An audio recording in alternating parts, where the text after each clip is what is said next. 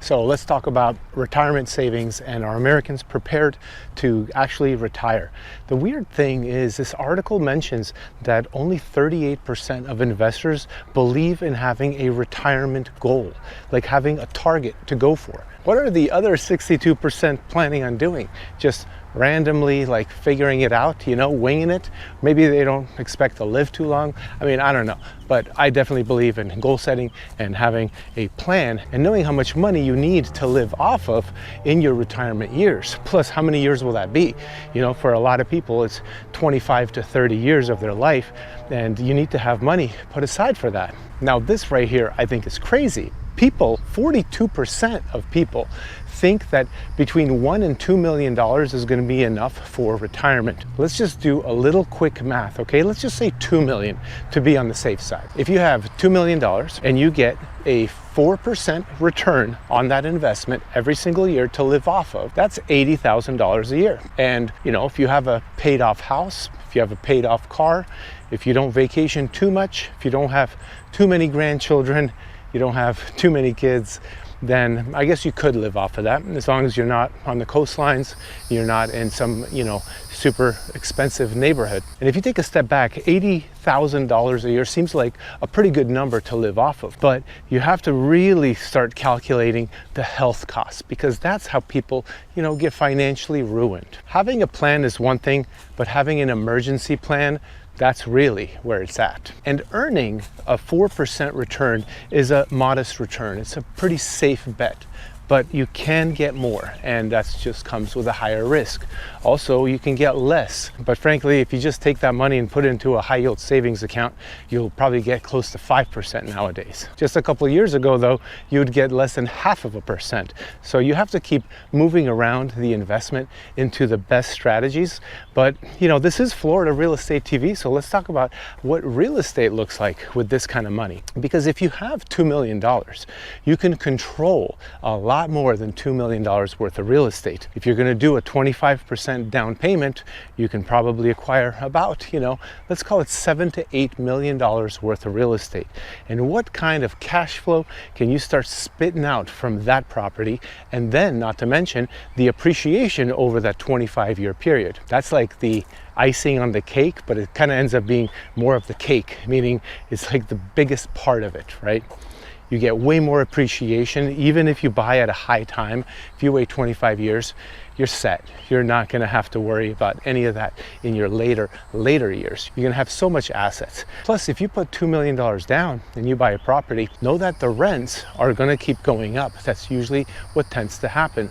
Over the long run, especially 5 years, 10-year time frame, especially 20-year time frame, rents are going to keep going up. So let's just say you buy a 40-unit building. 40-unit multi-property is going to spit out, at least $1,500 a month on each one of those units. Start doing the math. Next thing you know, high yield savings accounts look like a joke. And there's a few reasons. Like I mentioned already, the appreciation. Once we have a 5% appreciation, you got 5% on 7 million, not 5% on 2 million. And then you have rent increases. And once again, you have 40 units with rent increases. $100 a month on 40 units. Ooh boy, that starts really adding up and making a big difference in your life. And if you put all $2 million into just real estate, you have a very unbalanced retirement account, okay? Almost every single investor and every single financial planner is gonna say, don't do it. They're gonna wanna get you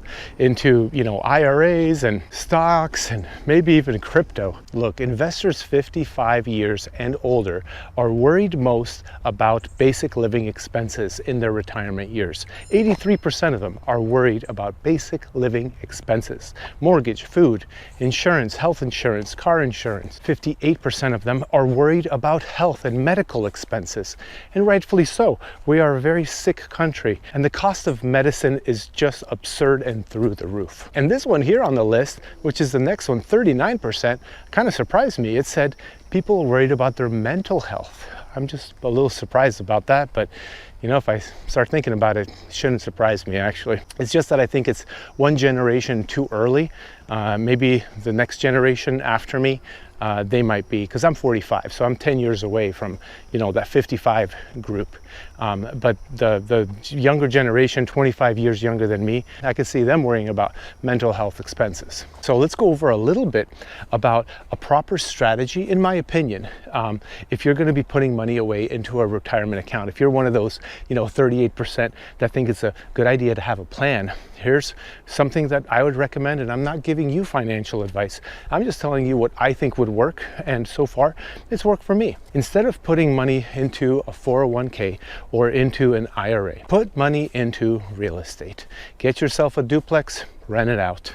You know, 5-10 years, don't be paying off that duplex. Just make your minimum payments, start increasing the rents as market demands, and then eventually you're going to have a bank account full of money for the next down payment. Maybe let's call it 7 years later. Well, here comes 7 years later, you go buy another duplex, and then you start piling up all that money a little bit faster. At that point in time, if you want to diversify yourself a little bit, start putting money into some stocks or something else. Me, I wouldn't. I would go and buy the next property. Now, if you want deals, I would go find wholesalers. Wholesalers are deal finders. That's what they do. That's how they get paid. So if you have like $52,000 saved up, you can go and find a property, finance it, pay the wholesaler their finding fee. Next thing you know, you got not only rental income, but also a wedge deal. And I love wedge deals. Wedge deals are basically deals with built-in equity from day one. And look, I'm a hands-on type of person. I have a hands-on approach to things. I don't want to just like take my money and give it, you know, to a REIT or to a hedge fund to manage my money. I like to know what's happening, and I also know that I can probably create better returns by myself through investing in real estate than a REIT could or a hedge fund. You know, you're going to get between like what, 4 and 12% with any kind of money invested year over year, which does add up. It starts compounding. But with real estate, you might get, you know, just a 6% return, and then when you go to sell it, the appreciation on that property might be so high that you're going to end up, you know, having a 42% return on the money invested. The compounding effect is a little bit different. If you like the slow and safe route, look, do what you do, okay? Go the stock market route, go the financial planner route. But if you are a little bit of a higher risk and higher reward, which I definitely am, then go into real estate. Now look, I know I'm a real estate agent here in Sarasota, so obviously what am I going to say but to buy real estate, obviously, okay? I'm completely biased, I'm not hiding that, but it's also been the absolutely best performing asset that I've ever put money into. I haven't had anything create as much return on my invested money than real estate. Now, this is 22 years at this point that I've been investing in real estate. I started really young, you know, right out of college basically. I've never rented, I just bought my first place, and since then it hasn't stopped. Now, if you want to plan for retirement, you know, even if you're that super safe person, if you already have a pretty decent retirement account set up, then put a little bit into real estate. Just diversify a little bit. Not every market is great. You want to find a market that's good for landlords. You know, I know that the Canadian market is horrible for landlords. Ontario is like the worst place ever that you can invest. I also know that Florida and Texas are really good places, and Tennessee is a really good place to invest. There are lists out there of the best states to invest in that are landlord friendly. So that's what I would kind of look into. And also based on the return, because I live in a place where speculative appreciation is a big component of the number crunching. But then you can go to Iowa, you know, and rural places that have very little speculative appreciation. They have, you know, maybe 2% per year on that component of it. Ohio, for example, Cincinnati, Ohio, right? Dayton, Ohio. You're going to get very little appreciation in those markets. But in Florida, you're going to get a lot of appreciation. And once again, I'm not giving you advice because I could be completely wrong. This is just speculative appreciation. I find that people are moving here. Our population is growing. This place is beautiful. They are expanding and they're building here. Overall, it has a generally good reputation. I know some people don't like Florida, that's okay. And if you already have money in an IRA, have you ever heard of self-directed IRAs? This is another thing you can do. Now, there are rules to this. So you can't buy a property that you own and manage with a self-directed IRA, but you can be a funding partner for somebody who is, you know, a long-term investor into the real estate game, lots of experience, and is just looking for more capital to purchase properties. And you can get in on, you know, the game. You can get in with the equity, you can get a percentage on your money. All types of situations can be set up and creative financing opportunities. Self-directed IRAs don't have fees for the manager to manage, so you kind of get to keep all of the money. I have a friend, actually, last story and then we'll finish it here. I have a friend, and this friend put money into an IRA, and what he does is he's a hard money lender to flippers, right? So he will lend partial money on really, really good opportunities for him. And he just basically finds deals that have almost zero chance of failure. So the people are acquiring the property at like 40 cents on the dollar, and they just need a little bit more money. So he'll come in, he'll lend that money from his IRA. He doesn't manage them, he doesn't do anything. He just gets paid when they sell it. He takes points on it. So if he lends $100,000, he'll take like 2-3 points.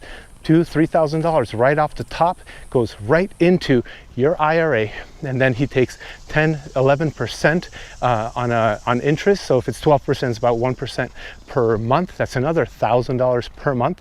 And as soon as the flip is done, the money gets returned to the IRA, ready for the next one. So he's basically a hard money lender on, you know, a couple investors, and he just keeps feeding them the money. They keep finding the deals and doing all the work. He just kind of sits back and sees his account growing.